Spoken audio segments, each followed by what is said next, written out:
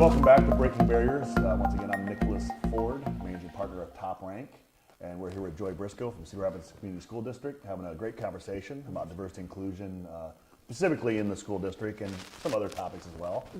Once again, thank you for joining us today, Joy. I'd like to dig in a little bit more about our future, the kids, right? So I know you and I have talked about this some, and our partners. Teachers. Yes. You want kids, I'll give you a great example. We were down, my daughter-in-law just got her lab coat from veterinary school. So she's got a year left. So they probably represent probably a good, almost 10% of the vets coming out next year. Nice. Not one person of color. Yes. And I sat there and thought about it and talked to my wife about some, and I started thinking, well, how do you get a kid to want to be a vet? Right. And in the communities that a lot of our socioeconomically disadvantaged are, is there even a thought? No. First of all, you look at the price of vet school; it's not cheap. How do you get kids to want to take these higher? Now, and there's nothing wrong with trade schools or other routes, because I think they're great programs, and I like that Cedar Rapids Schools is starting to promote that even more. Yes. But how do we get kids to even think about, when they're younger, future careers that are maybe not in their mind or way so out for them? It kind of gets back, we were talking about a little bit about a program called LBA, where it's giving kids hope. Yes. How do we get these kids the future to get to that point, and take classes to get to that point, and maybe break some of the stigma of what I call the social dynamic of being smart's not cool? Yes. So what's your attack on that? Experience. Okay. I believe that the best way to conquer that for kids is by providing them with experiences. So when I say experiences, again, representation matters, but you can't always provide that. But at least if I start to visit a veterinarian school and I love animals, then I draw that connection, right? Like, I love animals. Oh, here's what they do with animals. So maybe that could be something for me. And those are things that we can make happen, right? Like, companies can do that. I know Workplace Learning Connections, we're trying to definitely increase the amount of kids that are at, for me, particularly education, but not just education, engineers. I mean, you have, there is a deficit of minorities in STEM. So making sure that they are getting introduced to STEM career fields. Leapfrog, they recently reached out and said, they have a Girls That Code program. Joy, we love to have some middle school girls participate this year. Let's do it. Let's provide experiences. I think that's where you start, right? You plant that seed, and then you have to continuously water that seed, right? And so we plant the seed with some experiences, and then the water is the programming. So we know if we're going to provide girl coding experiences or visits to veterinary school experiences, then the school has to have some type of programming that follows up on those experiences. So right now we are doing that. We currently have academies as well that are for seniors, that are not seniors, but high school students, that they can get college credits where they can do technical trades. There's education, there is nursing, there's several career paths. Now, I think the way we have it laid out right now, if you're not a kid that has an active parent or a counselor that's really pushing you to try these things, then it's not necessarily equitable, right? And so even though they have access to it, it's not equitable in who it's available to, right? And so that's kind of where I come in at more so, is making sure not only do we have these programs, but working with Rod, working with Noreen, working with other leaders in our district to make sure that these programs are equitable, that they are something that all kids have access to. And then if you look currently, the way it's laid out, like they have access to our book of all the different courses, but it doesn't say the career path. So Tara and I are working on, and Tara's over the curriculum and the academies and things of that nature. So we're working on how those even show up for kids so that it's very easy to understand, oh, I'm interested in being a teacher. This is what my career path would look like for teacher. Here's some of my options, and even down to maybe I don't know if I'm interested in that yet, but here's some exploration opportunities in the district. So in the fall, we're talking about hosting our first ever recruiting event for kids, for kids to actually consider being a teacher. And maybe they don't all decide that they want to be teachers, but maybe some of them decide they want to be a counselor, they want to be an administrator, or at least to start getting them thinking about their future, and then asking, hey, I tried that didn't really feel right for me, But I like that now I'm thinking about what to be. Do you guys have something in coding available? Do you have something in STEM available? Do you have something for like a veterinarian program, like you said? I think we start by providing more experiences, making sure they're equitable for all kids, and then as a district we back it up with providing programming and continue to have experiences as well. So almost like a, if not this, then what? Yes. Not this. Yes. Because in the past I've seen it. Well, no, I don't want to do this. I'm done. Yes, yes, yes. So I like that. One of the things I want to talk about a little bit too is, you know, your role as a recruiter, because you know that was our hard fill, was not only diversity inclusion but a recruiter. Yes. So in your department, your HR department, which I Yes. think was 4 or 5, somewhere that range. Yes. of you? Yes. Right Four- now we four or have five? 3, and yeah, All right. we hired another recruiter. As well. Hired another. So, what are the challenges? You know, you talk about getting these kids to want to be teachers. Yeah. What are the challenges of getting them to be teachers here? Okay. We've got to start talking to the BOEE because in the long term, to diversify the workforce, then to grow your own programming seems like the best way to go. But we have issues now, right? Like we need more representation from veterans, from minorities, from disabled individuals. We need more representation in the classroom now. So sometimes that's going to mean going outside of Iowa. Right. As you said, in veterinarian, there weren't many minorities. So even if we have the programming and we want to hire them, we're not graduating. There's no one there. Same thing for a lot of the College of Education. The amount of minorities that they're hiring, it's just not. We got to push that up, and we're going to have to, in the meantime, go outside of Iowa. Yes, there are challenges because Iowa, we're known for how great our schools are, and there are wonderful schools. But sometimes some of the requirements that we have on teachers that live, say, Georgia or South Carolina, I know of an administrator that is a wonderful administrator that had a really hard time getting his endorsements to transfer over into Iowa. So I think, and I know the conversations, I know Dr. Buck's been having them, even the organization as a whole, I reach out to Iowa BOEE all the time, just trying to find, not And BOE is? Board of Educational Examiners. That's right. Okay. So they basically determine what endorsements are needed to teach what subjects in our school.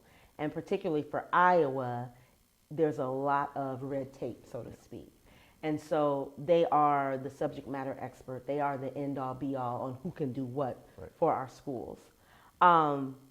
So I think we've got to do a little work there, but they're open to it. You know, I think everybody knows that comprehensively, from the educational institutions, from the community to the Board of Examiners, I think everyone knows this is a national issue. Actually, it's an international issue. My daughter's in England. I'll say it's international. And she was saying she's friends with somebody that wrote a book about it in England. And so we know that there has to be change that comes. So as a community, probably just pay attention to that and stay tuned to ways that we can invite great teachers from other places into our community and then welcome them when they're here.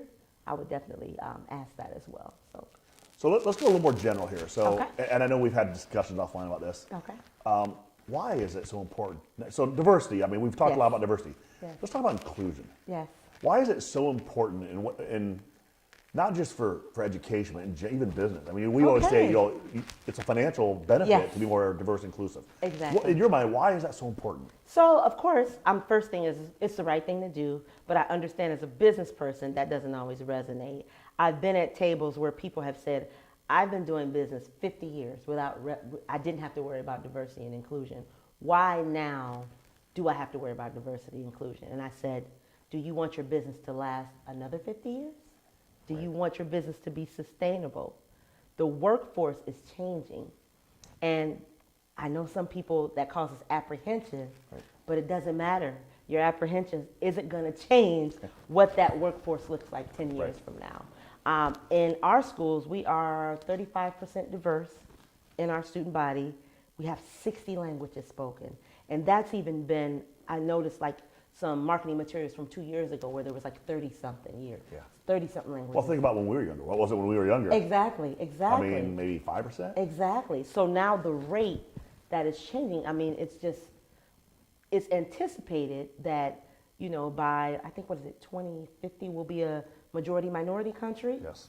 And again, that rate is so accelerated that you've got to jump on board. If you've been allowed to have the luxury of opting out the past 50 years, you won't have that luxury in the upcoming. If you want a business that's sustainable, you got to embrace diversity. I think back to people that said, well, we don't need to embrace computers and technology. Exactly. Where are they at now, Yes, right? exactly. So I like that. And let's go back to you said, it's the right thing to do. It's the right thing to do. So let's talk about that. So I think it's hard for anyone to argue that there's not disparity if you look at the numbers. Right. Of lots of things, right? Education, Right. folks in prison, charged with crimes. I mean, you could go on, probably list 100 things where there's disparity.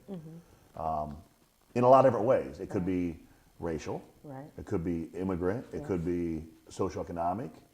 Even in some cases, let's talk about HR. HR is predominantly female. Yes. We've actually had people say, hey, can you help get us some men? Yes.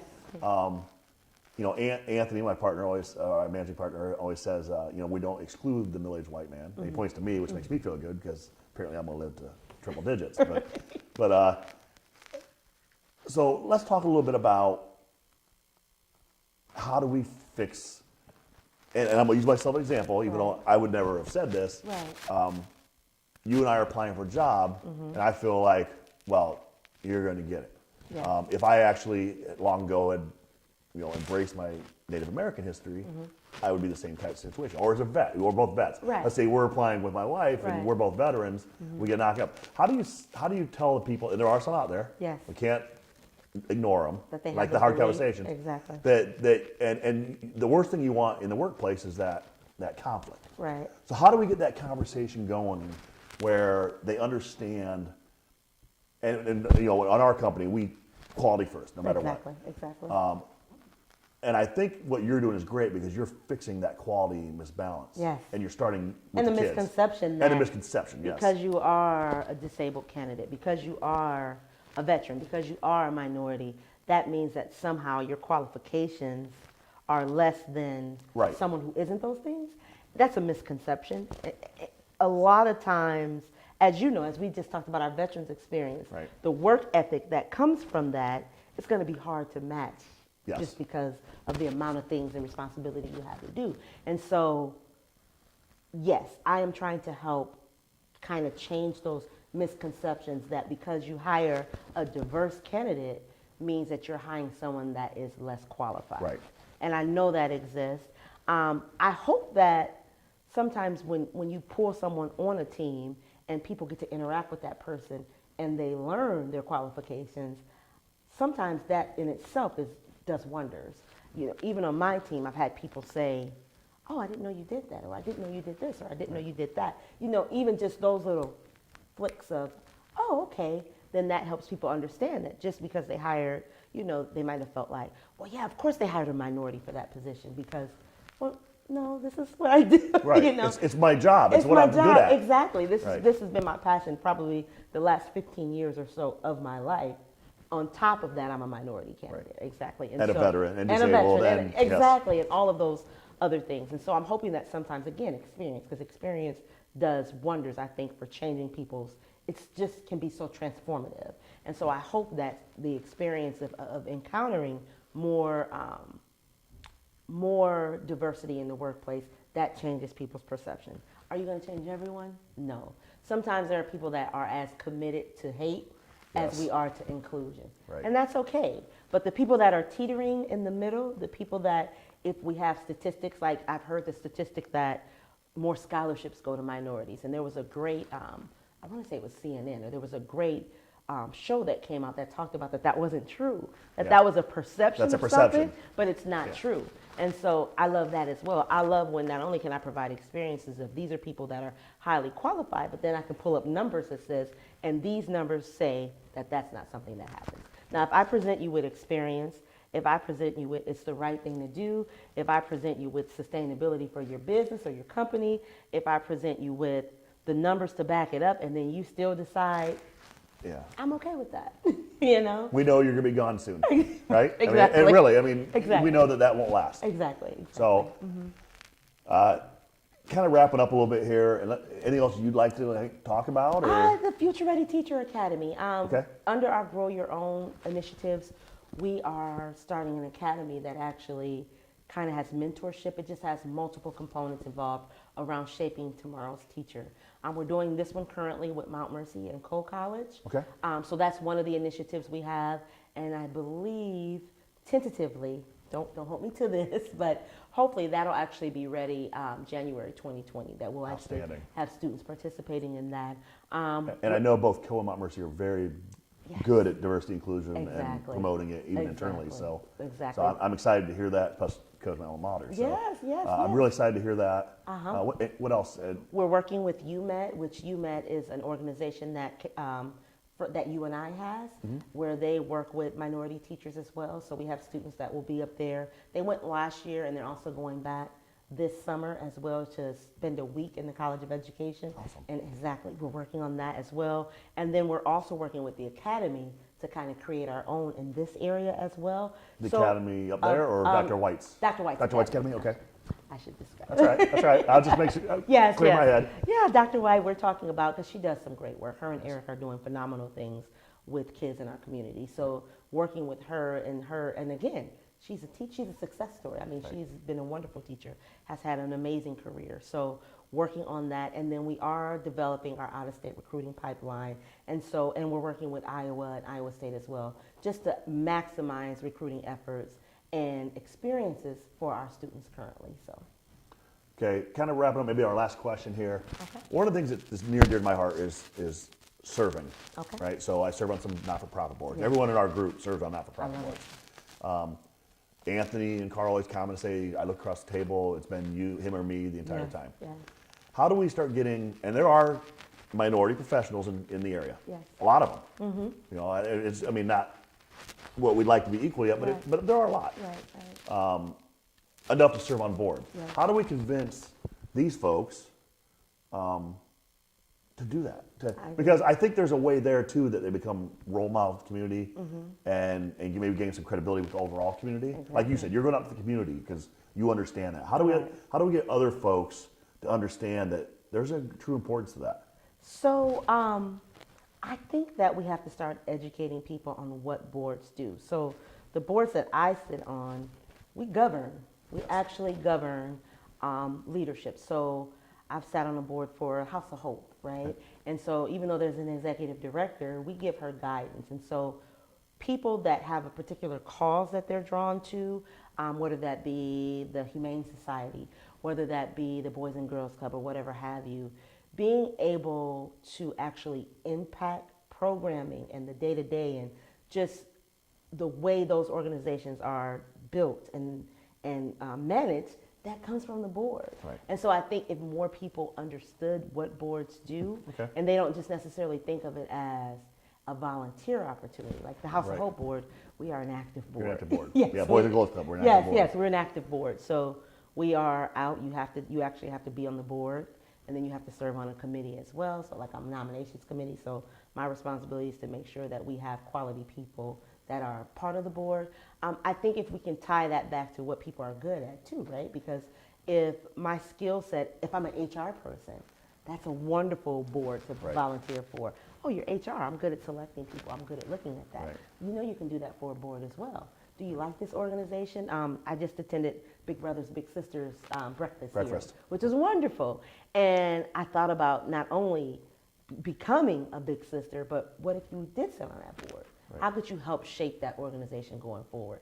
That is one of the best things that you can do, is get involved, not only as a mentor, but as a board member as well. Right. So even if you don't have time, because I run guilty of, I don't always have the time that I would want to spend with a little. Yeah, right? I picked basically 3 boards, and that's it. I can't do more. Exactly. I feel like I cut back on my commitment. Exactly. And not able to do what I want to do. Exactly. And you still have a day job. And still have a day job. Exactly. So one of the things we're starting here is we have a little token appreciation for you coming and spend time with us. Unfortunately, we didn't have this in time for Jennifer last month, so we gave it to her afterwards. But our Breaking Berries mug with some treats for your desk. Thank you so much. Thank you again very much. It was truly an honor and pleasure to speak with you today. Thank you. And to gain some more insight on what the school district's doing. Thank you. We wish you the best of luck, and our love's always there with you. So thank you so much. We're very proud that we were able to get you that spot because, like you said, it's your calling. Yes. And it's your purpose. So it makes us proud knowing that we were able to help. Oh, thank you so much. I appreciate you so much for even seeing that in me. No problem, no problem. Anyway, that's it for our episode. Welcome again to joining us for Breaking Barriers, where we'll be doing these monthly. Thanks again for Joy for joining us, and we all hope you have a great and blessed day.